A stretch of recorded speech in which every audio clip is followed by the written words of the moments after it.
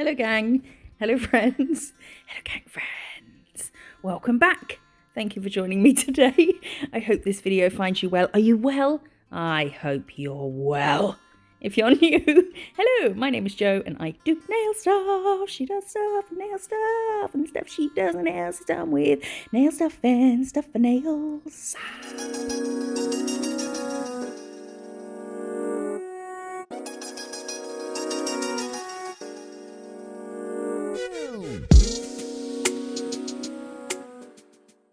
I'm off screen again just for, oh look, my nails, they're a bit of a mess. If it bothers you, well, you may as well stop watching now because they don't change for the rest of the video. What would you all say? Nobody cares. So I'm not here because I'm just not here. I don't know what I was talking about. Oh yes.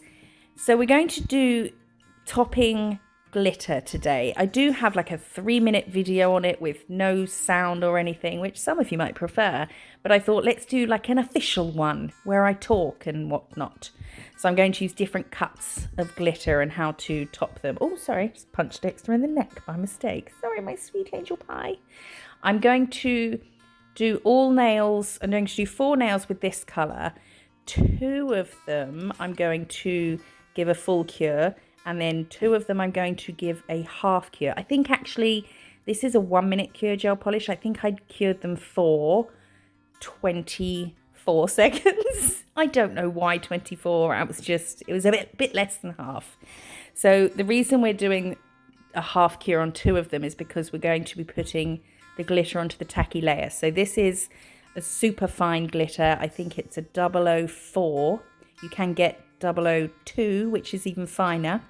So I'm going to just cover, smother, lavish this tacky layer in the fine glitter.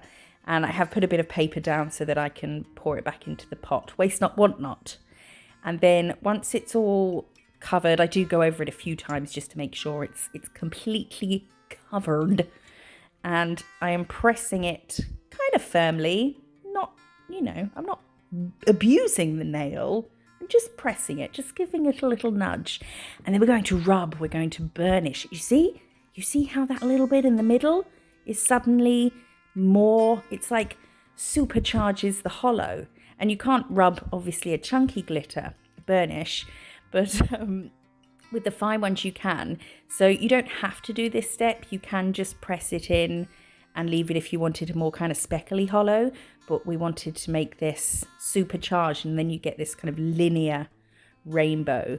And I'm not putting a lot of pressure on now. I am just being very gentle, just a caress.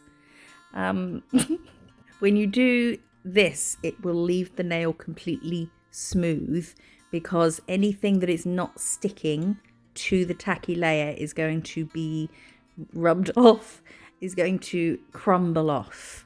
So it's like 1 layer thickness of glitter. So it's super smooth because they all kind of lock into each other, and it's just 1 coat of fine glitter over everything. This is my absolute favorite way to glitter because it's so easy, it's super smooth, and just look at it. Look at, so then we can go straight ahead and top it.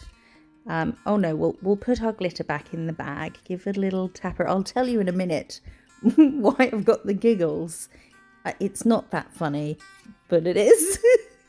So I'm going to give this a good dust, make sure any excess is off, and then we can go in with our top coat.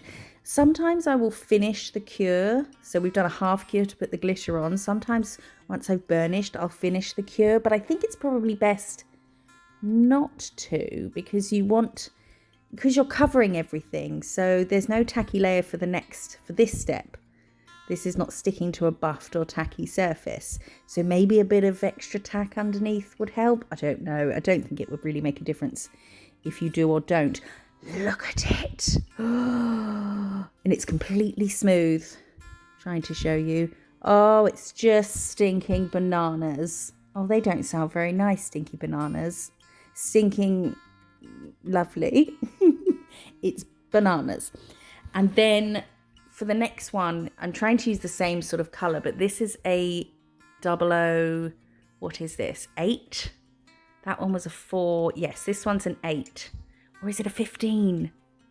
It's not as fine. It's coarser.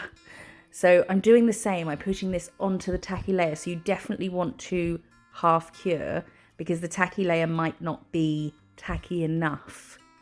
The finer the glitter, the easier it's going to obviously stick to a tacky layer. So we'll do the same, we'll cover it, but I'm not going to burnish this one. You can burnish glitter this size. It doesn't go as smooth as the finer glitter, but I'm going to do it a different way just so we've got a different thing to look at. I'm going to just press very firmly into the nail and then leave it. I'm not going to burnish, and then we will dust off all the excess. If you find that your colour coats, your polishes, don't leave much of a tacky layer even at a half cure, then you could full cure your colour and then use a base coat and then half cure that, because they leave a tackier layer than colours, I find, most of the time. So I did finish the cure on that one because it's bigger pieces. I felt they weren't as they weren't gripping as tightly. So I did finish the cure on that. And then we're going to top it. I'm running out. This bottle of top coat is running out. Otherwise I would have just slapped a whole bunch on. But what we're going to do is top this and then give it a full cure. And then we're going to buff it just with a buffing block. And then very lightly file the free edge in case there's any little bits poking out.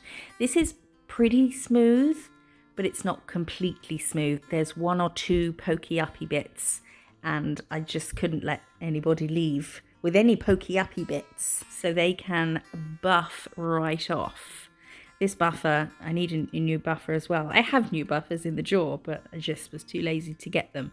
So I'll buff that and then we will top it again. And maybe I'll take this moment to explain why I had the giggles at the beginning of this video. I've had a certain clip from, that's nice and smooth now. I've had a certain clip from Love Actually in my head all day. I don't know why. Haven't watched it recently. I don't know how I got, Johnny Depp, just thinking about Johnny Depp, not necessarily because of everything that's going on, just in general, as one does. Johnny Depp, Pirates of the Caribbean, Keira Knightley, Love Actually. That's the train that took me there. So all day I've had in my head the one scene of Colin going, "Here comes Colin and he's got a big knob." It's so not a good thing to have in your head when you're sunbathing in the garden. So that's what I was laughing at. So this is both of those. I've topped, the one on the right is the one we've just done, and the one on the left is the one that we burnished. So you can see the one we've just done is more kind of speckly hollow, and the burnished one's definitely more linear. So now,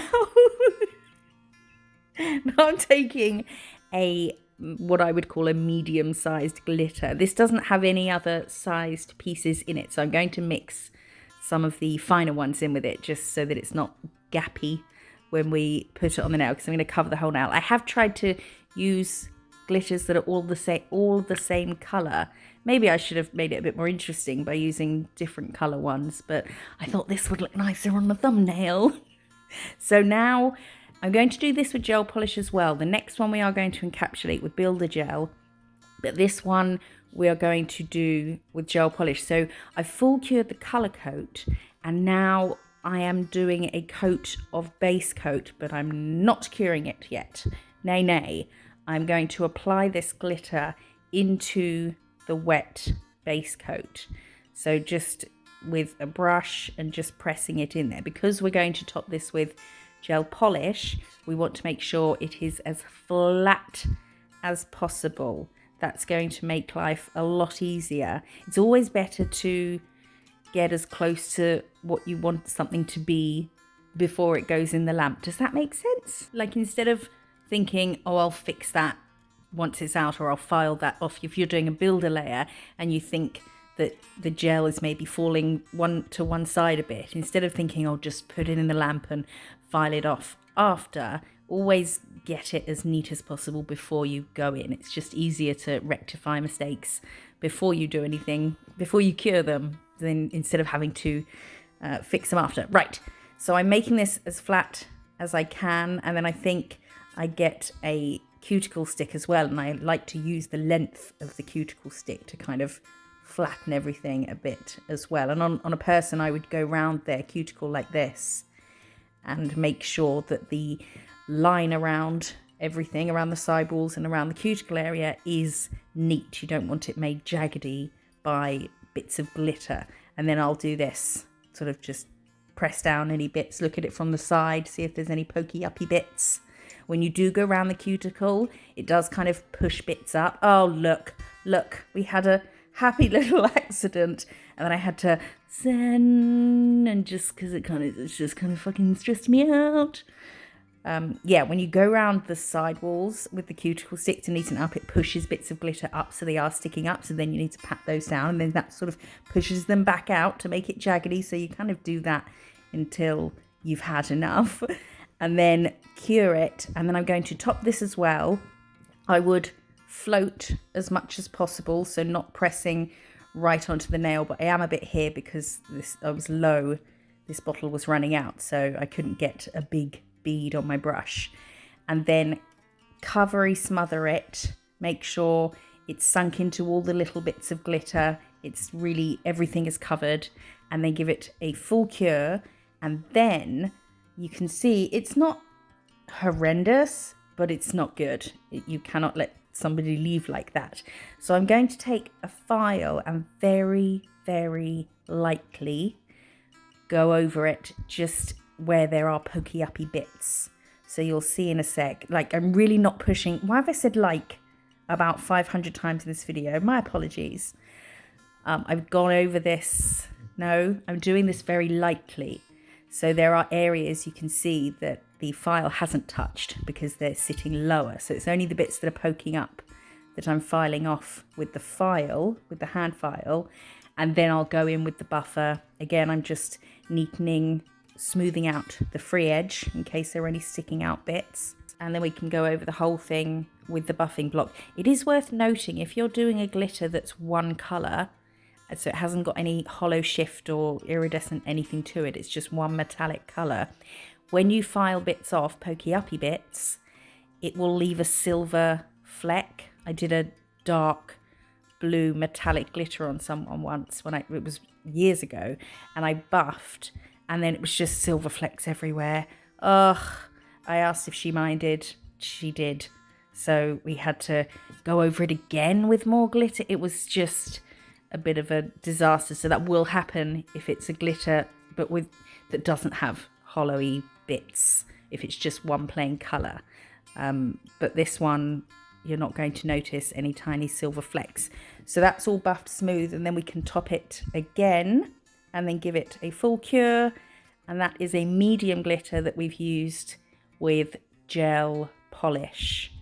So do I hold it up next to the others maybe? Yes. So we're getting bigger as we go. So the next one we're doing is a chunky glitter, and it's got big hexagonal pieces in. I'm going to be encapsulating with builder gel. This builder gel is from Canny. It's a hard gel, but obviously you can use a soft builder gel as well. You can do this with gel polish. You can use chunky glitter with gel polish in the same way that we just did. But when I do that, I hand place the big pieces, and then we'll use a brush to fill in around it, so that the big pieces you can make sure are really flat, but you do have to make more of a conscious effort to make sure everything is super duper flat before you cure the wet layer that you've put them into. Because you're not encapsulating, you're just using gel polish, you're going to, if you don't make sure everything's really flat, you're going to have a lot of pokey uppy bits with a chunky glitter. I would use a rubber base or a rubber top to seal it in before curing it and then filing and buffing if you're doing it with gel polish, just to minimize pokey uppy bittiness.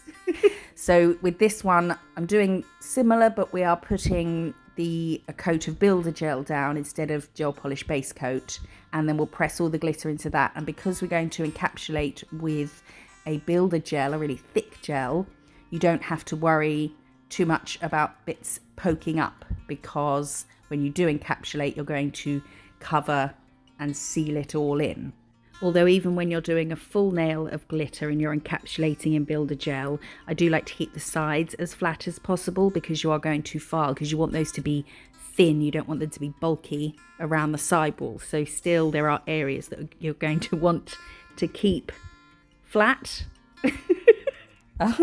I feel I definitely take the scenic route with trying to describe things sometimes. So we're going to give that a full cure, and then I'm going to do another, I'm not building any structure or anything yet. I'm just going to cover everything with gel. So this is what would now be my slip layer, which is going to help guide your build layer. So when we pick up the big bead of gel to get an apex and structure, and to cover and seal everything in, to encapsulate everything. So where we're putting this big lot of thick gel on top, you don't need to worry about the glitter being bumpy underneath, because that's covered. That's way down deep now. So it doesn't matter if it's poking up or anything, because it's covered with this gel now. These nails are huge. Is this still a slip layer? I think so. I was trying to cover everything. I don't think I've done a human nail this big before, but I always use sort of either 1 or 2, maybe 3 sizes in a video, and I'm never going to use big nails like this, because there's no point showing an intricate design on a huge nail that no human possesses. So I use smaller ones, but I've got all these big ones left, so I thought if I use bigger ones, then there's more glitter. But now I have this huge nail to encapsulate, so I've got quite a lot of gel on. I'm not going to attempt to describe and discuss applying the build layer and all about your apex and everything. I do go into detail about that in a video where I explain all terms, nail terms, and all things that can be very confusing when you first start out. So I'll put a link to that video in the description. It's a long video, but it's called Nails 101, just all the terms and all the different gels and all the different products, and we talk about that. So I'm holding this, breathe, I'm holding this upside down now. One day I will set up a camera to show what's going on, and then I'm just using my brush, and this is what I'm doing to it upside down, just taking a tiny bit and pulling it. If there's a dip and I need more product over there, just take a string and kind of pull it to where you want it. And you can manipulate the gel so that you do have a high point where you want a high point, and obviously narrower at the sides. Essentially, I've encapsulated and done an overlay on top of all this glitter. I will do a video for building one day. So I'm going to file this now, and I go from the sides first. This is going to be quite different to my on a person routine, because there's no person there, so I can't hold it how I would. But I like to go from the sides and do most pressure on the upward strokes, the upward being from the side up towards the center, to thin it out there, and then just lightly over the center. I've sped this up a bit. So I'm going up there, so the high point stays in the center and it gets nice and streamlined down the sides, because we want the nail to blend in to your natural nail. You don't want a big gap and then a ton of product, and you don't want, even if you don't have a gap, you don't just want a big lump of product chucked on top. And now I just filed then sort of straight from the bottom, because I like an apex, a high point at the back, and then quite straight. It's different. It varies by country, how people like, where they like their apexes and what they think the perfect nail looks like. But I like mine at the back. Well, not the very back. Oh, fuck's sake, Joe, just shut up talking. I've done it where I want it. It's like 1 a.m. And then we buffed to make it super smooth. And now we are topping. And for some reason, it looks uneven on the right side. I don't know why it wasn't, but it just, I don't know, trick of the eye with the light of, trick of the light. on the side, but that is that. Oh, I'm so sorry. I really feel like I've rambled a bunch of shiza during this video, so I hope it was helpful. The big chunky one I encapsulated in builder gel. Could have just said that and shut up hours ago. So that is all of them. We have a very chunky, a medium, a fine-ish, and then a super fine. That wasn't a long look at them, but we've been looking at them the whole video. If you do like this video, give it a thumbs up and hit that subscribe button. I appreciate you being here so much. I will see you in the next one. Bye bye.